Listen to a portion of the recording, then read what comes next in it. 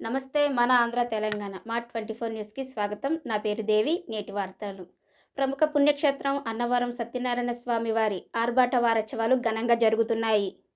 శుక్రవారం ప్రారంభమైన ఉత్సవాలు వేద మంత్రాలతో పూజారులు పూజ కార్యక్రమాలు నిర్వహించారు. మరో 2 రోజుల పాటు జరగనున్న ఈ ఉత్సవాలకు అడ్డతీగల పవనగిరి స్వామి తన వెంకటరామయ్య దంపతులు అతిథులుగా పాల్గొనటం జరిగింది.